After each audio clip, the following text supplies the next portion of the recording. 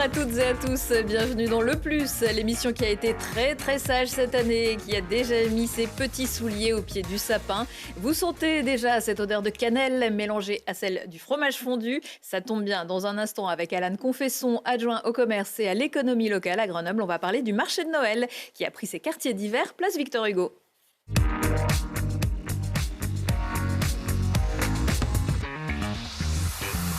Bonjour Alan Confesson. Bonjour. Alors le marché de Noël, c'est jusqu'au 24 décembre, pas de prolongation c'est sûr? Tout à fait, c'est sûr. Après, c'est Noël. C'est pour ça que d'ailleurs, on a choisi cette date-là. Jusqu'au 24 décembre, ça a commencé un mois avant, autour du 24 novembre. Absolument. Mais on n'en a jamais assez du marché de Noël. C'est un peu pour ça que je vous pose la question. Et les horaires d'ouverture, c'est quoi?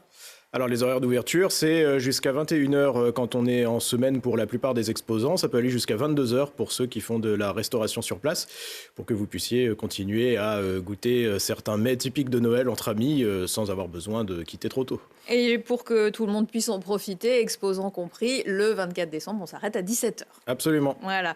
Combien d'exposants justement cette année? Alors, on en a plus de 70, je pense 71 pour être précis, sachant qu'on avait reçu plus de 110 candidatures. Donc, c'est un événement aujourd'hui qui est très prisé par les commerçants, les créateurs, les restaurateurs qui viennent s'installer sur la place Victor Hugo pendant un mois.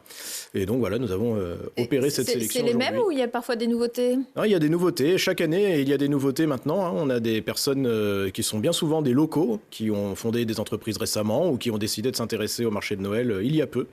Et donc, chaque année, on a quelques nouveaux qui viennent s'installer sur le marché de Noël. Comment vous avez choisi parmi ces... Parce que c'est c'est un peu plus d'un sur deux, mais à peine. Comment vous les choisissez? Alors, on a une commission de sélection des candidatures qui doit respecter rigoureusement une grille de critères. Dans cette commission, vous avez des élus de la ville et de la métropole. Vous avez aussi des représentants du monde économique et notamment des chambres consulaires, donc de la chambre de métier et de l'artisanat et de la chambre de commerce et d'industrie. Et, important, vous avez 3 citoyens ou citoyennes tirés au sort parmi une liste de volontaires. Chaque année, on peut être tiré au sort, choisir Absolument. Chaque son année, petit on peut être commerce tiré préféré. au sort. Vous vous portez volontaire, on constitue un pool de volontaires et parmi ce pool de volontaires, on tire au sort des citoyens qui vont donc participer à cette commission de sélection et avoir voix délibérative au même titre que les élus et les représentants du monde économique. Vous avez des exemples de quelques-uns de ces critères? Alors, il faut qu'on soit sur des productions qui ont une certaine traçabilité. Généralement, on va favoriser des créateurs qui sont plutôt des créateurs locaux. Et puis surtout, on va établir des quotas de différents types d'activités pour qu'on n'ait pas une surreprésentation, par exemple, des activités de restauration ou alimentaire et qu'on laisse de la place aux créateurs, par exemple, de bijoux ou de jouets. Alors, évidemment, on vient beaucoup pour boire et manger, surtout pour cette odeur de gras, de fromage qui coule, de saucisses. Ça, c'est toujours un gros succès. C'est toujours un gros succès. Le marché de Noël, c'est un moment convivial qu'on vient partager en famille, entre amis, avec ses proches. Et donc, c'est un événement aujourd'hui qui connaît un grand succès. On a eu plusieurs centaines de milliers de visiteurs uniques la saison précédente. On a aujourd'hui un appareil de mesure qui nous permet de vérifier cela. Je pense qu'on peut dire aujourd'hui que le marché de Noël, c'est un des événements populaires parmi les plus fréquentés de Grenoble tout au long de l'année. Alors, il y a des animations aussi. Le Père Noël. Absolument, il y a la cabane du Père Noël où on peut faire des photos avec les enfants. Il y a aujourd'hui notre bassin au centre de la place Victor Hugo qui est en eau puisqu'il a été rénové. Et donc il peut rester en eau même l'hiver grâce à un système de tempérage de l'eau. Et on a mis en place une petite animation lumière pour pouvoir en profiter parce que c'est très joli. Voilà. Et bien entendu, nous avons un DJ set qui permet d'avoir un petit peu d'animation musicale sur place.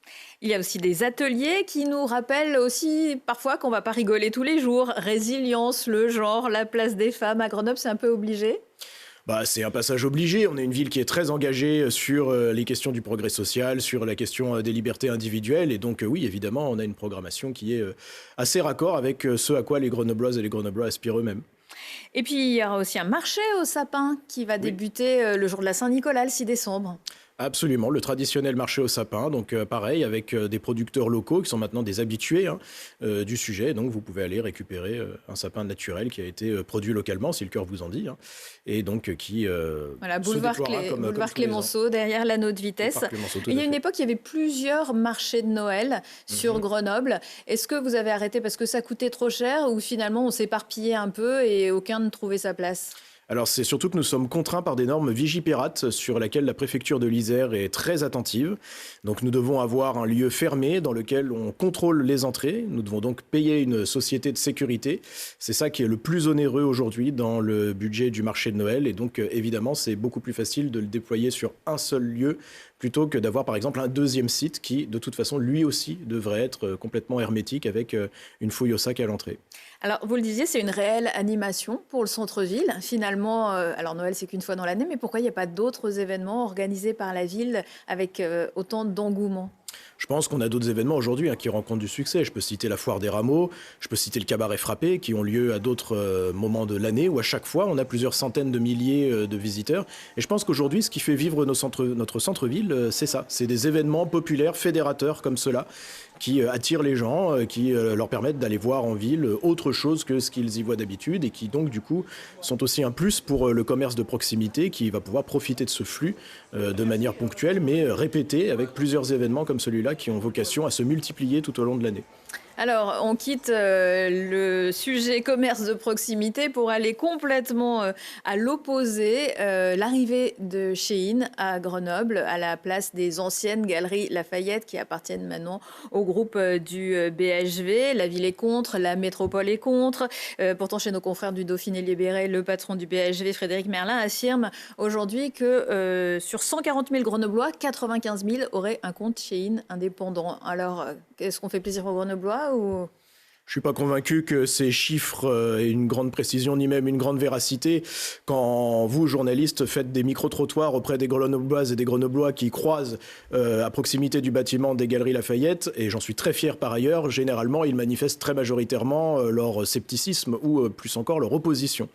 Je pense qu'aujourd'hui on est en train de payer le prix d'une multiplication des activités spéculatives dans le secteur économique, où finalement il n'y a que de la rentabilité à court terme qui compte, où il n'y a plus de valeur éthique, il n'y a plus de valeur morale dans les activités qui ont vocation à se déployer. On en vient à faire n'importe quoi, parce que Shein dans les Galeries Lafayette, c'est objectivement n'importe quoi au regard de l'historique des Galeries Lafayette, qui étaient avant les nouvelles galeries, qui sont quand même un établissement reconnu pour sa qualité, qui est présent depuis très longtemps à Grenoble aujourd'hui.